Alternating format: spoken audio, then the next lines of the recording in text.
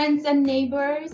Thank you so much for tuning in to one of my few first episodes of Shop Local.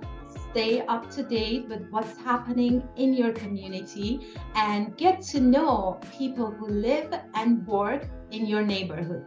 My name is Maria Majnunian. I'm a local real estate agent with Compass, and today I have the pleasure of speaking with Stephanie Loredo. For those who don't know Stephanie, she's running for Culver City School Board. I had the pleasure of meeting Stephanie through a mutual friend and a great neighbor, Eleanor. If you're watching, shout out to Eleanor Chesler, and myself as a proud Culver City resident and also a mom of two kids attending Culver City School District.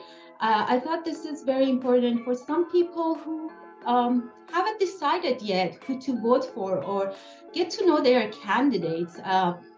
Stephanie, I would greatly appreciate if you can just, go over the things and your mission and your why, or as why are you doing this? However, before we go into that big question, I just want you to go ahead and introduce yourself to our viewers. Who is Stephanie Loredo?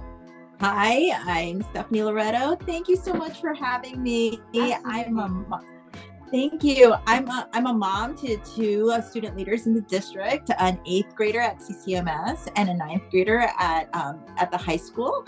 They previously both went to El Rincon Elementary, and my 9th grader was the student board rep last year. So before she became the student board rep, I was going to board meetings, just, if there was an agenda topic that needed our family's attention, I would go. But once my oldest Rayleigh became a student board member, our whole family started going to board meetings regularly. So these long board meetings, and it was first and foremost to support Rayleigh and her colleague Josie Hooten, who were both serving on the board at the time, because they needed the extra support, especially during that time of return to a full on-campus learning. And there was a lot of contentious topics on the school board agenda, and well, maybe not contentious, but hot button issues.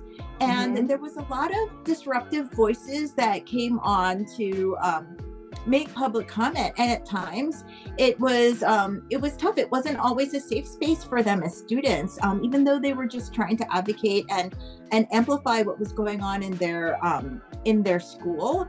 It became a place where they were at times being threatened by the public, and we were very conscious of that. More voices needed to be heard here to advocate for our students through that experience that we had. And as we attended the school board meetings throughout the year, we realized that our family could be a part of bringing more solutions to the community by being more engaged in the school district. And that's why I started thinking about running in the spring.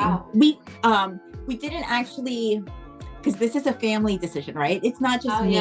It's not just my aspirations, but it takes our whole family to really run a campaign, and everyone has to have buy-in. And we decided in the spring that I would run for board, because we just we had so many friends and families and people that we loved that felt disheartened, or almost like that they've lost something because they felt so much bias or harassment. And we just really felt like that we were missing this culture of care in our schools. A culture of care would help affirm identities and really establish more of a framework so that we can let everyone know that not just that we have safe space resolutions and anti-bullying policies, that it has this culture of care that really works hard to identify bias, prevent and disrupt it, so that everyone will come to school feeling supported and ready to learn. Because if their basic needs in terms of making sure that we are disrupting and preventing bias and providing resources to them are not met, then folks won't be ready to learn. And right now, we only 56% of our graduates are college and career ready. And we can do so much better in making sure that all of our students are prepared for success at graduation, not just a few. Yeah, those are great, objectives that you're running for. So, to segue to, it's amazing that you've been with your daughter through all those meetings. I really applaud you for doing that. And it takes a lot of effort, time, and commitment to do so. As a mother, I sometimes feel like, I'm just tired, like, let's skip that meeting or not to attend that one. And this is amazing that you were so involved with your kids, going to those meetings, attending those. Let me put it this way. It sounds like you have a really big why in doing this. How do you see this unfolding? Say, you got elected, and keep our fingers crossed. And how do you see you collaborating with other people involved to make this happen for the students? Well, that's also a huge reason why I'm running, is because, I saw that there's 3 seats available this election out of the total 5-member board, and that could be a majority. So really, voters have a consequential choice of who they want to support.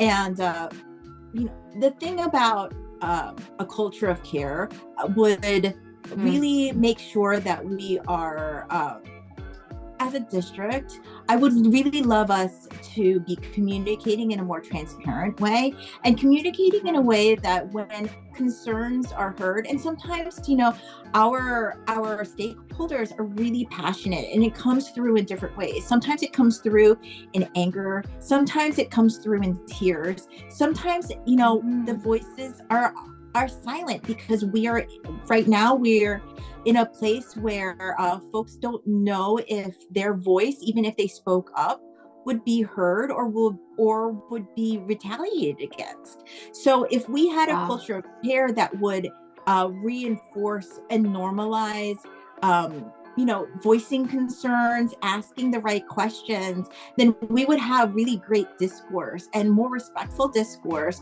that would normalize, respectful communication with each other. And that's what I want to see on the board. No matter who ends up being elected, including myself.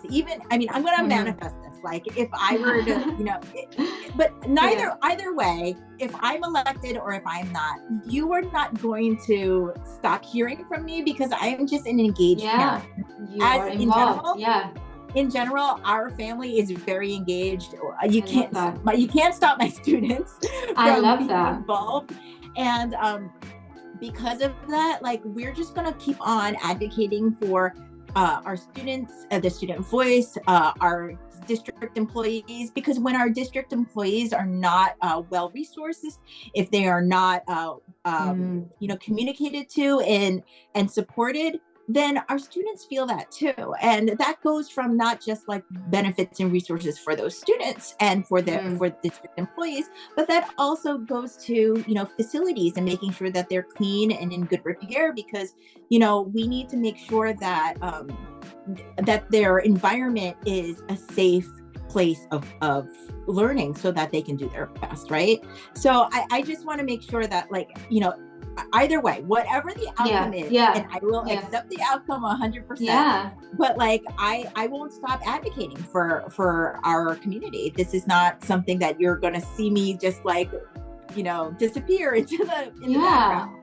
I'm going to still be fighting for our students. I love that. You're going to be obviously your goal is to be elected. You're doing all this hard work and getting the word out, and for a great purpose. Obviously you want that happened to you. But I love the fact that you're still going to be involved as a parent and as a community, I want to say, leader. um, Well, it's also like really interesting because there's, this is one of the ultimate volunteer positions in the community, right? Like yeah. electeds, they don't get paid a salary. They do have like a really, really small stipend, but like it's not a salary. And folks should really keep that in mind because there are a lot of folks that think, oh, I'm going to run for a position without showing that I've had a relationship to volunteering at our schools or in the community. And, it's not just about, having opinion and complaining. It's about, being able to put in the hours and the work and the energy to find solutions and connect with the community and do the relationship building necessary in order to find the right ideas that will serve our community. Yeah, totally. That totally makes sense. And I was going to actually ask you, you mentioned that how does that work? Are you going to be an employee? Is this a, volunteer job? So you mentioned this is totally like, on you putting your time and effort to getting this done. And kudos to you for, applying for something that there is no monetary reward for it, but at the end of the day, you're doing something rewarding for your community. I really appreciate that. Yeah, it's a small stipend like per month. I think they get like $200 a month. Oh my God, that's doesn't. I mean, I don't know what expenses that covers considering the number of hours that they put in, because it's not just the board. And I'm so thankful to the current board and past people that have served in this position, because we wouldn't be where we are now without the history of the leadership of those folks. And they really, it's not just the board meetings that they attend, it's the research that goes into it beforehand. It's all the community building in between all the board meetings. And they really need to make informed decisions, and those decisions have a lot to do with the amount of time that they put into actually observing in the community and also building relationships with folks and getting down to like why when they make their decisions on saying yes or no to a policy or to spending, there's work behind that, and it's not just showing up to a meeting and willy-nilly, saying yes. Definitely. For sure. Well, Stephanie, we have like few minutes left. Is there anything that for the voters or for the moms like me who have not decided yet to who to vote for? Well, I know kind of who I'm leaning to. But for the people who are watching this and they haven't decided to who to vote for, because most people live here in Culver City, they send their kids to school. So what is that you want to say to them? Like, get them off the sidelines and go vote. Not only for you, just to the people who do their research and find out who is the best person to do the job and go vote. We would love them to vote for you, obviously, but Yes. When I meet folks and when I knock on their doors and introduce myself, I'm often giving them some campaign literature and letting them know that I'm very concerned about all of our students and all of our district employees, and that, character and means a lot. And if your values are for the success of all students and for full inclusion and for social justice, you're going to align a lot with my campaign, because I really want to remove barriers to success for so many folks and provide more resources, so that, because our public school system was not created for everyone, there is an inherent bias, and And these are things that, we have been working towards removing these barriers, but, we're not there yet. Like, we have so many performance gaps for our most marginalized students, for our historically marginalized students. And there's also, social, emotional, and mental health wellness that I'm concerned about for other students, including the Asian American population, that, even though they're performing really well in terms of academics, that doesn't mean that, that the conditions at school can't be improved. And so I really want to express that, take a look at folks' positions on that and whether or not they've had a history of giving their time and energy in volunteering and in leadership positions. You can often see me. I just founded and I currently co-lead the Asian American, Native Hawaiian, Pacific Islander Affinity parent group at the high school. And I also help coach the CCMS girls lacrosse team. And these are, and last year I participated in the partner advisory committee that drives funding to reduce performance gaps for district-wide supplementary funds. So these are things that I gravitated towards, not because I thought I was going to run for office, because that was so far from my thoughts last year when I started doing this, but it was more because I felt attracted to giving and learning more and serving our community, because community input is so important. And I really invite everyone to find ways to give some more time to the school district or our community, because there are so many ways that folks can be more involved and engaged and be a part of the solutions in our community. So that's a long way to tell you that there's so many ways to differentiate candidates. And really, I hope that you vote for me and you really consider your choices, because the more informed that you are, the more likely you're going to vote for me. So I really appreciate that. Yeah. I really appreciate you, Stephanie, taking the time to meeting with me today. I know how time is valuable for you, especially in this, final stretches of, days and hours to election. And I hope this video sheds some light on the questions that people might have, and they are not have decided yet who to vote for. And with that said, I won't take too much of your time. I just want to say thank you so much for, again, taking the time and speaking with me. And you have a great day. And is there anything that you want to add? Please go. Yeah, I wanted to ask you if you made a plan to vote yet. Yes, we definitely have plans to vote. My husband in our family is the one who goes through the ballots and checks the people who are going to be voting and does his research. But I think I'm going to be more involved, getting the fact that I know you in the voting process this year. Do you usually drop off at a ballot box or do you mail it in? No, sometimes we mail in, sometimes we go and drop off. It just depending on our schedule, how it works, and if we have like timing.